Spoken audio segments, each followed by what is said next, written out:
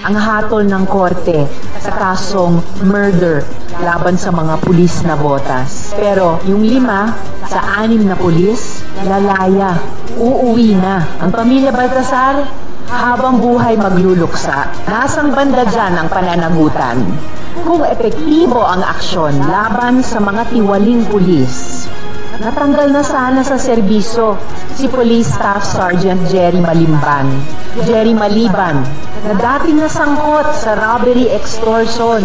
Kung epektibo ang aksyon laban sa mga tiwaling pulis na dating nasangkot sa robbery extortion, siguro buhay pa si Jemboy ngayon. Sana po maisapinal na ng PNP ang pagtanggal sa serbisyo ng mga pulis na sangkot dito, lalo na yung 6 na akusado sa korte. Dapat hindi na nila magamit ang kanilang posisyon at armas bilang pulis laban sa iba pang Pilipino. Bunga na rin ang ating mga investigasyon dito kay Jemboy at sa iba pang gusot sa loob ng PNP.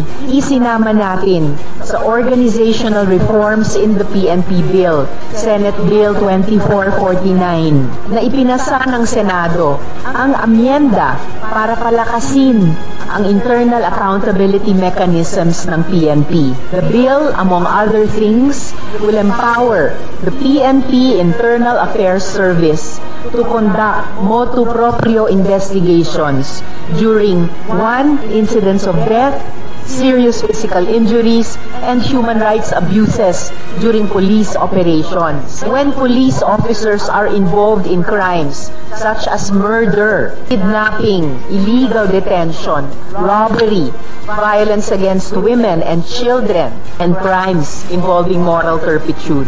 Inuulit ko rin po, dapat bigyan ng sapat na proteksyon ang pamilya Baltasar upang siguruhin ang kanilang kaligtasan laban sa anumang pananakot, banta o ganti. After Jemboy's killing, 2 men connected to him have since been gunned down, Daniel Soria and John Ray Basye, who was the PNP's original target.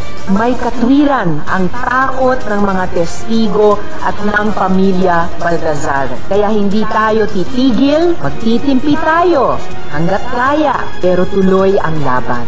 Ngayon po, gusto kong bigyan ng pagkakataong makapagsalita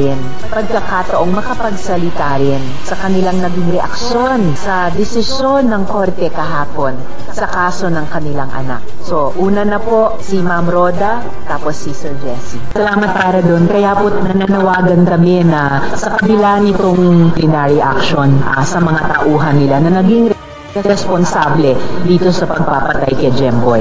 Wala pa po kaming official notice na hiniwalay na sila sa serbisyo at yun na nga, yung 5 sa 6 ay yung ding araw ng kahapon ay lalaya na dahil na-serve na daw nila ang dapat nilang ma-serve ayon sa desisyon ng korte at yung isa lamang na dapat sana wala na on the ground nung araw na iyon dahil mayroon ng prior kaso ng robbery extortion. Yung isa lamang ay magsuserve ng time pero 4 na taon lamang sa kanyang ginawa.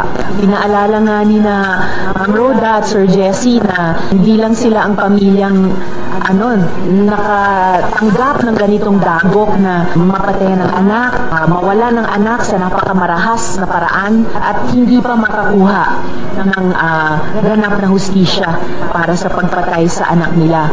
At sa kabila ng kanilang pagluluksa ngayon at yung shock nila sa naging desisyon na nakukuha pa nilang isipin yung iba pang mga pamilya na maaring makaranas ng ganitong trahedya at ayaw nga nilang